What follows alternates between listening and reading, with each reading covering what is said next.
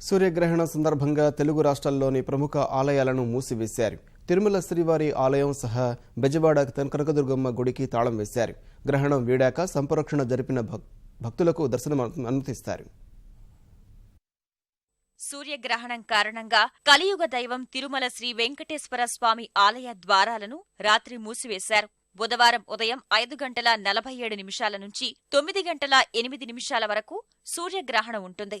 సంప్రదాయం ప్రకారం గ్రహణానికి 6 గంటల ముందుగానే ఆలయం ద్వారాలను మూసివేయాలి. రాత్రి 8:30కు బంగారు వాకిలి, వెండి వాకిలి, మహద్వార తలుపులను అర్చకులు మూసివేశారు. గ్రహణం అనంతరం తిరిగి ఉదయం 10 గంటలకు ఆలయ శుద్ధి, సంప్రోక్షణ, పుణ్యాహవచనం నిర్వహించనున్నారు.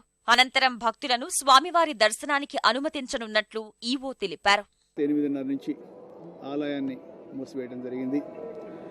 రేపు ఉదయం సూర్యగ్రహణం తర్వాత ఆలయ శుద్ధి పూర్తి చేసి 10:30-11 గంటల మధ్యలో సర్వదర్శనాన్ని అనుమతిస్తారు.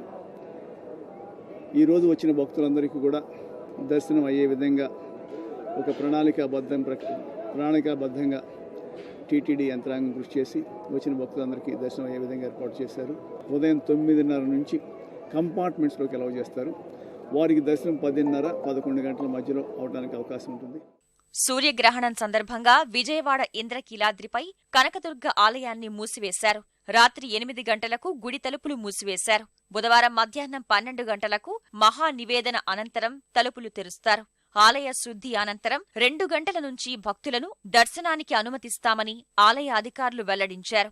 గ్రహణ సందర్భముగా దేవాలయాన్ని 8వ తారీఖు రాత్రి 8 గంటల నుంచి 9వ తారీఖు మధ్యాహ్నం 2 గంటల వరకు దేవాలయాన్ని మూసివేయడం జరుగుతుంది.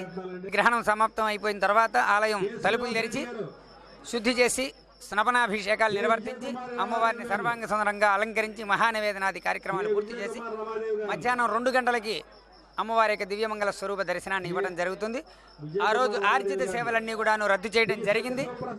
భక్తులందరూ కూడాను గమనించి అమ్మవారి దర్శనానికి 2 గంటల తర్వాత రావాల్సిందిగా మనవి చేయడం జరుగుతున్నది. శ్రీకాళహస్తి మినహా రాష్ట్రంలోని అన్ని ప్రధాన ఆలయాలను మూసి ఉంచారు.